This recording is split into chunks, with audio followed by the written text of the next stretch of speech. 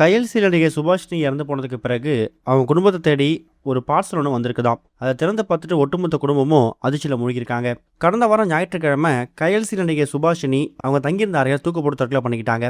இந்த மாதிரி சுச்சுவேஷனில் இப்போ அவங்களோட உடல் சொந்த ஊருக்கு கொண்டு செல்லப்படுது. அதாவது இலங்கையை கொண்டு போயிட்டு அங்கே தான் அவங்களுக்கான இறுதிச்சடங்கு நடக்க போகுது.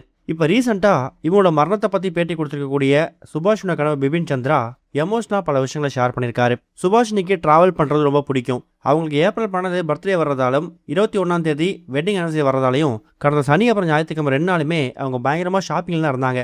ஞாயிற்றுக்கிழமை கண்டிப்பாக வெளில போகணும்னு பிளான் போட்டுருந்துருக்காங்க. சனிக்கிழமை நைட்டு எங்கே வீடியோ கால் பேசிட்டு அதுக்கப்புறம் இந்த முடிவு எடுத்ததாகவும் சில பேர் வாந்தியில் பரப்புறாங்க.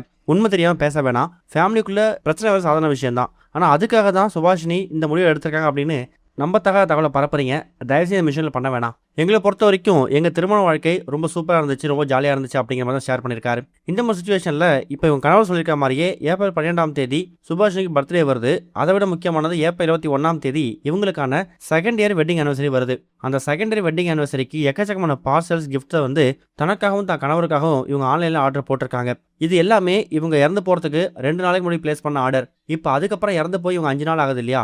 இப்போ அந்த ஆர்டர் எல்லாமே அவங்க கொடுத்துக்கூடிய அந்த வீட்டுக்கு அட்ரஸுக்கு டெலிவரி ஆகியிருக்கு. சொல்லப்போனால் அப்படி அவங்க ஆர்டர் போட்ட எந்த ஒரு பார்சலையும் வாங்குறதுக்கு அவங்க உயிரோடே இல்லை. இது அவங்க குடும்பத்துக்கு மிகப்பெரிய மனவேதனை ஏற்படுத்திருக்கு அப்படின்னு சொல்லலாம். தனக்காகவும் தான் கணவருக்காகவும் ஆசாசியாக எக்கச்சக்கமான கிஃப்ட்ஸையும் ட்ரெஸ்ஸையும் இந்த வெட்டிங் அனிவர்சரி செலிப்ரேட் பண்ணுறதுக்காக எக்கச்சக்கமான விஷயங்களையும் அவங்க ஆன்லைனில் வாங்கியிருக்காங்க, பர்ச்சேஸ் பண்ணியிருக்காங்க. அவங்க ஆர்டர் போட்ட அந்த பொருட்கள் எதுவுமே அவங்க கைக்கு வர்றதுக்கு முன்னாடியே அவங்க இறந்து போயிட்டாங்க அப்படிங்கிற செய்தி அவங்க குடும்பத்தை மீளவே முடியல. சொல்லப்போனால் இதெல்லாம் ரொம்ப பாதிக்கப்பட்டிருக்கிறது சுபாஷினோட கணவர் பிபின் சந்திரா தான். அவங்க ஆர்டர் போட்டிருக்கக்கூடிய அந்த பார்சலை ஓப்பன் பண்ணி பார்த்து தனக்காக தான் மனைவி என்ன விஷயங்கள் வாங்கியிருக்காங்க அப்படிங்கிற மாதிரி ரொம்ப தேம்பி அழ ஆரம்பிச்சிருக்காரு. இது ஒரு பக்கம் இருக்க, வீர தீரசுரன் படத்துக்கு அப்புறமா விக்ரமோட அடுத்த படத்தை பற்றி தகவல் கிடைச்சிருக்குது.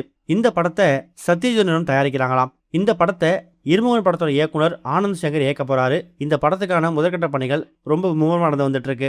இருமுகன் படத்தை மாதிரியே இந்த படத்துக்கும் ஒளிப்பதிவாளரா ஆர் டி ராஜசேகர், இசையமைப்பாளரா ஹாரிஸ் ஜெயராஜ் வர போறாங்களாம். இந்த படத்தை பற்றியான அதிகாரப்பூர்வ அறிவிப்பு கூடிய சீக்கிரம் வெளியாக போகுது. இதில் விக்ரம் கூட நடிக்கிறதுக்காக யார் நடிக்க போறாங்க அப்படிங்கிற மாதிரி நடிகர்களுக்கான தேர்வும் நடந்துகிட்டு இருக்குதாம். அருண் விஸ்வா தயாரிப்பில் மனோநாஷ்மின் இயக்கத்தில் தான் விக்ரம் நடிக்கிறதா இருந்துச்சு. ஆனால் அந்த படத்தை கைவிட்டாங்க. அடுத்ததா 96 பிரேம்குமார் அப்புறம் அறிமுக இயக்குனர் ராஜ்குமார் இவங்க இயக்கத்திலையும் விக்ரம் நடிக்கிறதா இருந்துச்சு. இந்த 2 படமும் கைவிடப்பட்டதால இப்போ இருமுகன் படத்தோட இயக்குனர் ஆனந்த் சங்கர் இயக்கத்தில் தான் விக்ரம் நடிக்க போறாரு அப்படிங்கிறது ஆல்மோஸ்ட் கன்ஃபார்ம் ஆயிருக்கு. இது வரைக்கும் கனெக்டிங் டிவிக்கு சப்ஸ்கிரைப் பண்ணனா மறக்காமல் சப்ஸ்கிரைப் பண்ணிக்கங்க. உடனடி அப்டேட்ஸ் பெறுவதற்கு நோட்டிஃபிகேஷன் பெல்லையும் கிளிக் பண்ணிக்கங்க.